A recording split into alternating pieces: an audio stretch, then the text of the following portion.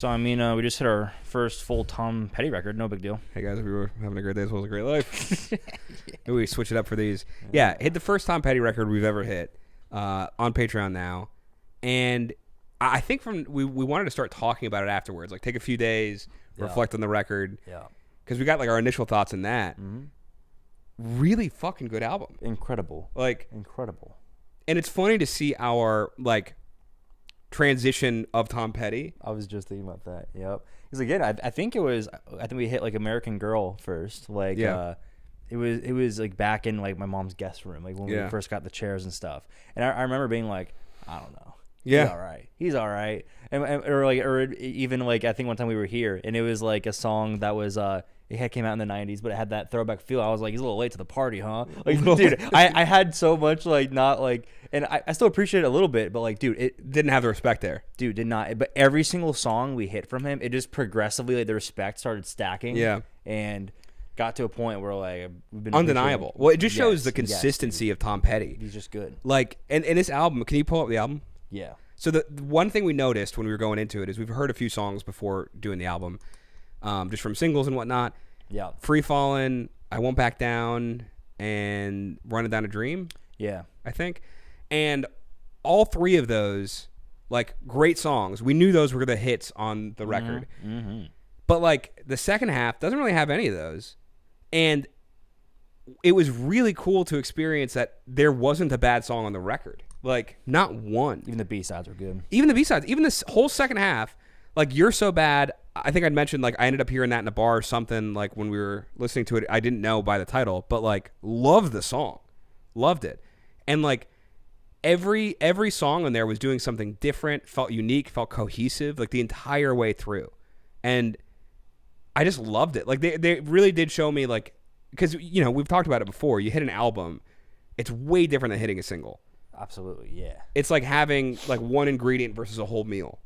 It's so much more of who they are, like, what they're about, putting an entire project together, and they did a really fantastic job. Dude, and, you know, not to sound cliche, but Free Fallin' was freaking awesome, dude. Free Fallin' is... Because, like, we'd heard it, like, before, like, just, like, in life and stuff, but, like, never sat down and actually listened to it. Yeah. And it was, like, one of those cases where, like, all I like, really remembered for it was, like, the feel of the verse and then just what the chorus sounds like. But never, like, just actually sitting and listening to all of it. And to have that set the tone for the record was just incredible.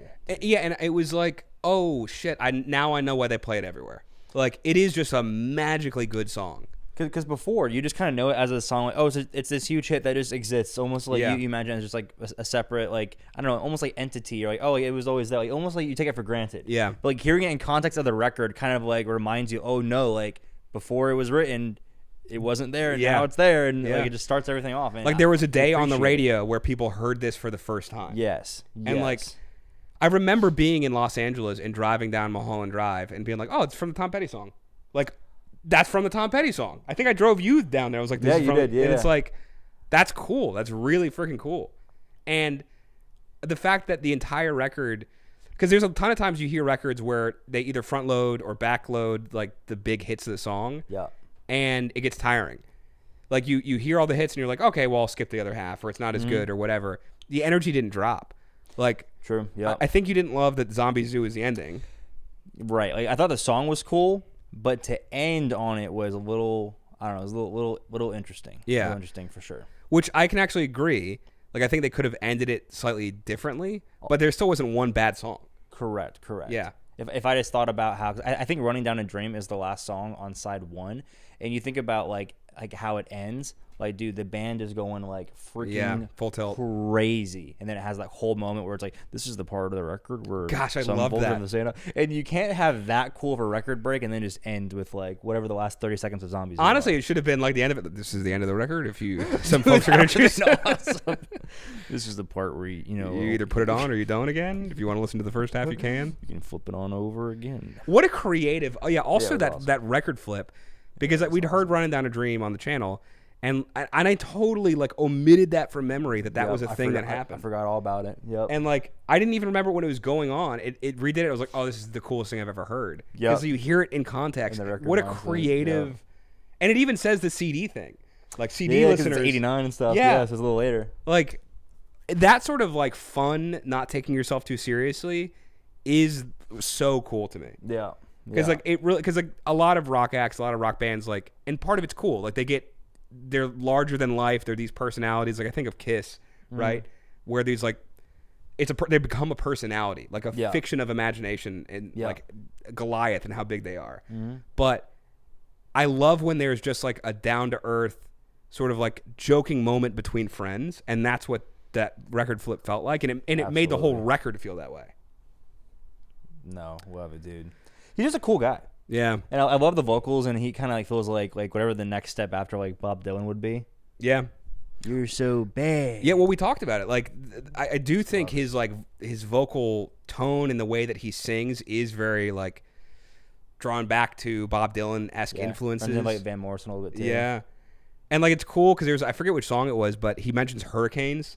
Yeah, and like I was like, oh shit, he's from Florida. Like, who else would sing about hurricanes unless you're like from Florida? Like, yeah, it was just a record that there really was not one moment that felt misplaced or done wrong. The ending could be stronger, I agree, but other than that, pretty solid. I mean, like as far as things that could be wrong with a record, like it's a very mild one. Yeah. It's not even like a capital, a big complaint. It's like a lowercase complaint. Yeah. Yeah, because also every song, you got what you wanted. There was no songs that were missed out. Exactly. Yeah. No, incredible record. Yeah, and for like a first listen through, like a first full project, I was like very, very happy. Absolutely. Because I think that's like the metric for me is like, are the B-sides enjoyable? Yeah. And if they are, that's really the mark of a great record. Definitely were here. Yeah. So, all in all, this was 1989 it came out? Yeah. January 1st. Yeah. Damn, that's funny. He's on it. First day. He's like, we're gonna start this year off right. Dang, dude, imagine it's January 1st and you're hungover and you hear Free Fall on the radio. Oh my gosh. What?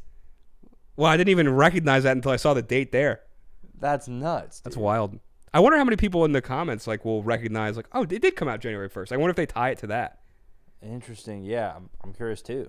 Dang, nice. Yeah, it was lovely. Like, if you want to go see the reaction to it, go check it out. But really, there was not one misplaced thing on it. There was so many little elements of like cool guitar tones, great vocal complexities, like especially the harmonies. Like it literally made me think back and go, oh wow, like they actually are fantastic at harmonies, and it's just underplayed. Like I don't recognize it, even though they're so good at it. Yep. So yeah, the full album reaction over there on the Patreon. I'll have the link in the description. Check it out. Great album. See ya. 3 Tom Petty's out of 4. No, 3 Tom Petty's out of 3.2. Something like that. Peace. All right, guys, thanks so much for watching. If you had a good time watching that video, go and upvote the video. Subscribe if you're not already. Check out some other videos here on the YouTube or on the Patreon if you want extra juicy stuff you can't get on YouTube.